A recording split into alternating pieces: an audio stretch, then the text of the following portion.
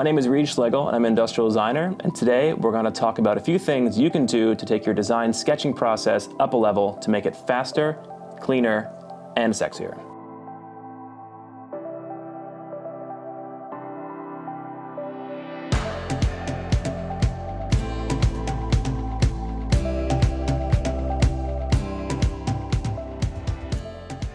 So in industrial design sketching, you always have to think about your perspective, and whether it's 2-point or 3-point.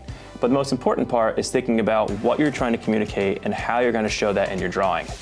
So 2-point perspective means that your drawing is vanishing to 2 vantage points. And if you draw something, it's going to look a little bit like this. So I've overdrawn my lines, which is okay. But you can tell these lines are eventually going to hit a vanishing point. So this is something I would usually draw if I'm trying to make a piece of architecture they're looking up at that seems a little more extreme, or maybe something that's on a counter that's a child's perspective, like a toy or a microwave. But the one I use more frequently is actually 3-point perspective, which means you still have the same 2 points going to vanishing points, but you add a third. So your vertical lines are no longer vertical, they're actually tapering towards a vanishing point. So when you draw something like this, you're actually making all of your lines go towards an imaginary vanishing point.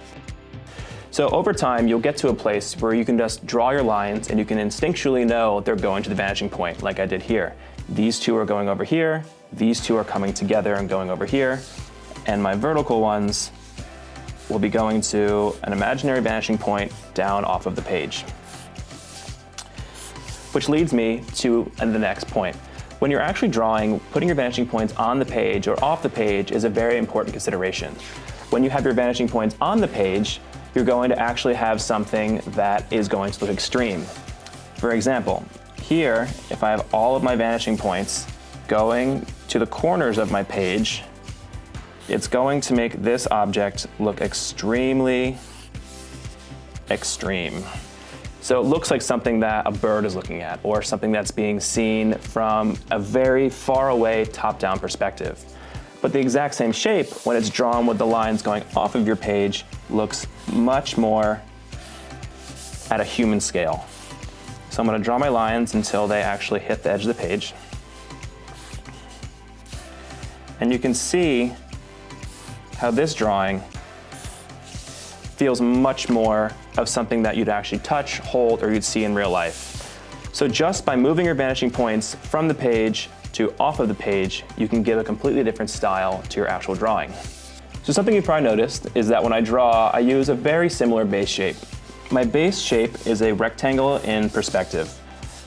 Now when I draw this, I try and think about how much perspective I use. This one, it's definitely a little exaggerated, but it's not too exaggerated that it feels weird.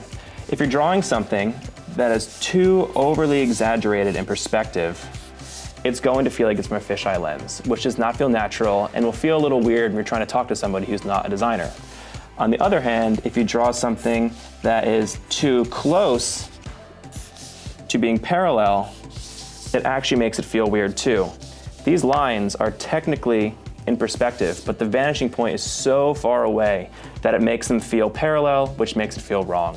So always think about where you are in the process and what type of perspective you want. If you are in the middle of the process, I usually use something like this, where it's a little more exaggerated, but still feels like it's real. And then later on, I'll use something in between these two that gets a little tighter, a little closer to reality, and makes it really feel like the object is real, so that way you can really have a conversation about the actual details and not about the overall concept. But when drawing in perspective, always want to keep these things in mind.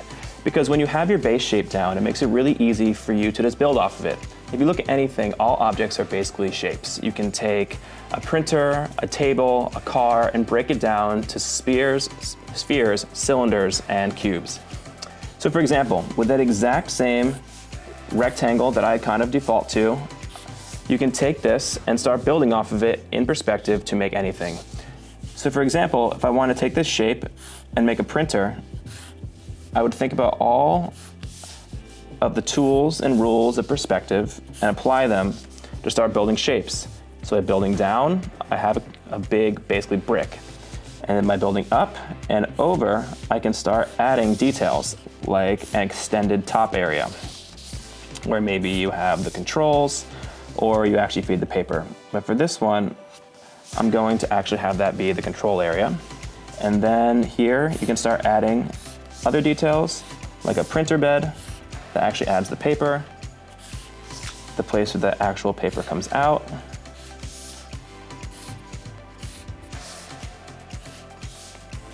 and so on.